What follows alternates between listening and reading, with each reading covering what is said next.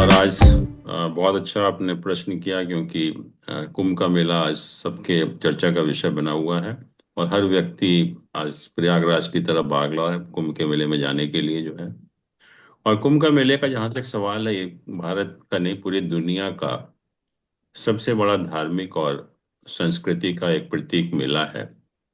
और यूनेस्को ने भी इसको जो है एक उनकी लिस्ट होती है intangible cultural heritage of humanity, तो उसमें इसको लिस्ट में कुंभ के मेले को डाला गया। और उस कमेटी ने पता है क्या कहा था? कमेटी ने कहा था कि Kumbh Mela is the largest peaceful congregation of pilgrims on the earth, कि पूरी दुनिया में जो धार्मिक तीर्थ यात्रियों की सबसे बड़ी संख्या में लोग आते हैं यहाँ पर जो है, और सबसे शांतिपूर्वक जो है वो पवित्र नदियों में स्नान करते हैं।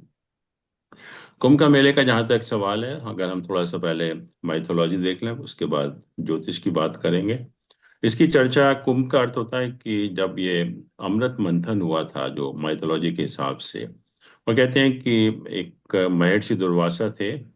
वो एक बार इंद्रदेव के यहाँ पर गए और उन्होंने उनको एक खास फूलों की माला, एक वैजयंती पुष्प होते थे, कहते हैं कि उसका सुगंध ऐसी होती थी कि तीनों लोक में वो सुगंध आपको महसूस की जा सकती थी।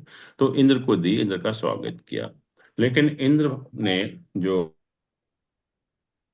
पुष्पों की माला का उसका कोई महत्व नहीं समझा, और उन्होंने अपना जो हाथी ऐरावत था उसको दे दी, मतलब, और उसने उसको पैरों से कुचल दिया। तो नेचुरली महर्षि दुर्वासा का जो अपमान हुआ, उन्होंने इंद्रदेव को श्राप दिया। और उसके कारण क्या हुआ कि देवता बहुत कमजोर हो गए, और तब राक्षसों ने उनके ऊपर आक्रमण किया और उन्हें परास्त कर दिया। तो नेचुरली सारे देवता मिलकर भगवान विष्णु के पास पहुंचे और उन्होंने सारा किस्सा सुनाया उनको जो है।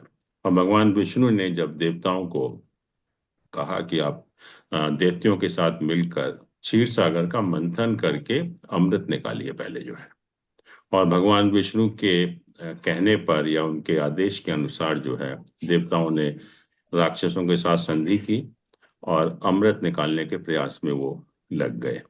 और जैसे ही समुद्र मंथन में अमृत निकला, देवताओं के इशारे पर जो इंद्र के पुत्र थे, उनका नाम जयंत था, वो अमृत कलश को लेकर आकाश में, कहते हैं, उड़ गए वो जो है। और फिर राक्षसों ने नेचुरली, या जो शुक्राचार्य थे गुरुदेव राक्षसों के, उन्होंने उनका पीछा किया। और उसका पीछा करने के बाद जो कहते हैं कि देवताओं और राक्षसों में 12 दिन तक जो है वो भयंकर युद्ध रहा। और कहते हैं कि इस दौरान जब वो अमृत का कलश लेकर जयंत उड़ रहे थे, तो अमृत की बूंदें कुछ जगह पर छलकी जो है। और कहती हैं पहली बूंद प्रयागराज में गिरी, दूसरी हरिद्वार में, तीसरी उज्जैन में, और चौथी नासिक में गिरी है। और इसके अतिरिक्त ये भी कहते हैं कि ये टोटल जो है 12 स्थानों में अमृत छलका, जिसमें से 4 स्थान हमारे मृत्यु लोक में है, तथा 8 स्थान जो है बाकी दूसरे लोकों में है, मतलब एक पाताल लोक हो या स्वर्ग लोक हो। तो यहाँ जहाँ तक ये 4 स्थान हैं, जैसे मैंने कहा, प्रयागराज है, हरिद्वार है, उज्जैन है और नासिक है। तो अमृत छलकने की वजह से यहाँ पर 4 जगह जो है वो कुंभ का मेला जो है वो मनाने का चलन शुरू हुआ। प्रयागराज में जैसा हम जानते हैं गंगा जमुना और सरस्वती का संगम है। हरिद्वार में गंगा नदी बहती है। उज्जैन में शिप्रा नदी है। और नासिक में गोदावरी नदी है। अब क्वेश्चन ये है कि जो आपका बहुत एक वाजिब सवाल है कि 12 साल के बाद क्यों होता है, यहाँ पर इसका संबंध सीधा ज्योतिष से आ जाता है। क्योंकि हम जानते हैं ज्योतिष में एक ग्रह है बृहस्पति या गुरु या जुपिटर, जिसको हम बोलते हैं, और वो एक राशि में 1 साल तक रहता है, और भ्रमण करके पूरे जोडियक को 12 साल के बाद जो वापिस आता है। तो हर जगह जितनी भी 4 जगह हैं, इनका सीधा संबंध जो है वो जुपिटर की मूवमेंट से है और सन के मूवमेंट से। ये 2 प्लैनेट हैं जिनके मूवमेंट पर पूरा जो है कुंभ का मेला जो है वो आधारित है। और प्रयागराज में जब ये मेला होता है, उस समय सूर्य मकर राशि में होता है और बृहस्पति वृष राशि में होता है। उज्जैन में जब ये मेला होता है तो सूर्य मेष राशि में होता है और बृहस्पति वृश्चिक राशि में होता है। नासिक में जब ये मेला होता है तो सूर्य सिंह राशि में होता है और बृहस्पति भी सिंह राशि में होता है। और जब हरिद्वार में होता है तो सूर्य मेष राशि में और बृहस्पति जो है वो कुंभ राशि में होता है। तो नेचुरली हर 12 साल के बाद एक जगह पर वो रिपीट होगा। और अगर हम देखें, क्योंकि 4 जगह हैं, तो हर तीसरे वर्ष जो है कहीं ना कहीं कुंभ मेले का जो है वो आयोजन किया जाता है। और कहते हैं कि यहाँ प्रयागराज में जो कुंभ का मेला है, इसका एक स्पेशल एक महत्व दिया गया है इसको। और यहाँ पर 144 वर्ष के बाद महाकुंभ का भी जो है वो आयोजन किया जाता है। आपने कहा कि 6 साल बाद भी होता है, तो उसकी प्रथा यह है कि हरिद्वार में और प्रयागराज में हर 6 साल के बाद अर्ध कुंभ का आयोजन होता है। लेकिन और जगह पर अर्ध कुंभ नहीं होता है। और ऐसे ही प्रयागराज में माघ कुंभ मेला भी होता है, जिसे हम मिनी कुंभ मेला भी हम लोग कहते हैं, जो हर साल प्रयागराज में मनाया जाता है। तो वो भी एक मिनी कुंभ मेला है। और जैसे हम जानते हैं कि ये जो कुंभ मेले की जो शुरुआत होती है वो शाही स्नान से होती है। शाही स्नान का अर्थ होता है कि जो भी वहां पर साधु संत आते हैं, सबसे पहले वो स्नान करते हैं और उसके बाद बाकी लोगों को स्नान करने की अनुमति मिलती है। और इस वर्ष 2025 में ये बहुत एक स्पेशल या बहुत ही खास जो है वो सरकार द्वारा आयोजन किया जा रहा है।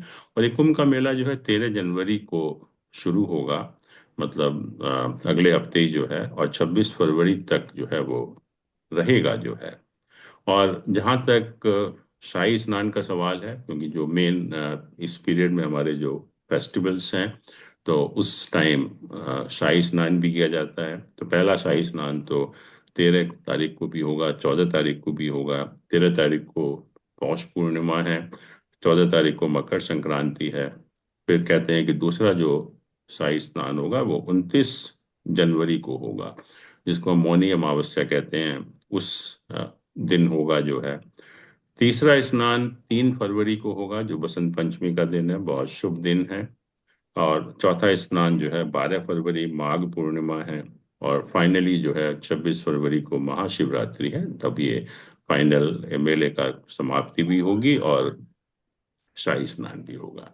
तो इस तरह से ये मेला मनाया जाता है। और क्योंकि ये 12 साल के बाद सिर्फ इसीलिए आता है, लोगों को मालूम होना चाहिए कि इसका संबंध जो है हमारे ज्योतिष से है। और जो दो प्लैनेट हैं, सूर्य और बृहस्पति, उनके मूवमेंट के ऊपर आधारित है।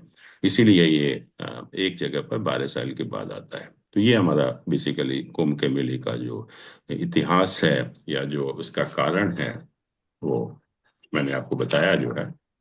सर, एक छोटा सा प्रश्न और शंका निदान कर दें कि लाभ जी। क्या मिलता है कुंभ में नहाने से, क्योंकि हम्म। लोग तो बहुत संख्या में जाते हैं। कुंभ का मेला, जैसे मैंने कहा कि ये जो पवित्र नदियां हैं, और जिसमें मान्यता ये है कि अमृत छलका था।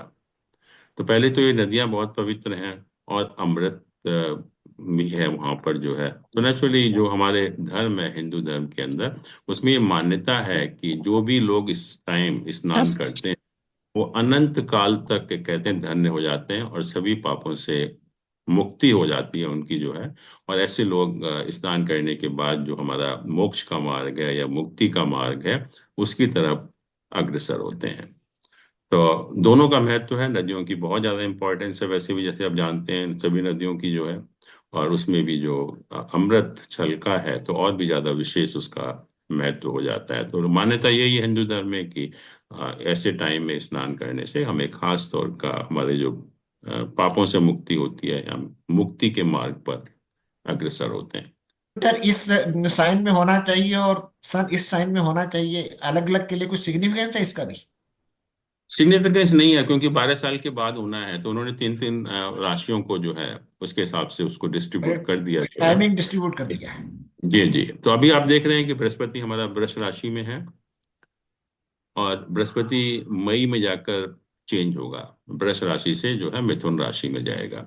और सूर्य जो है मकर संक्रांति के दिन जो है मकर राशि में आता है, उसी दिन हमारे ये इसकी शुरुआत होगी कुंभ मेले की जो है।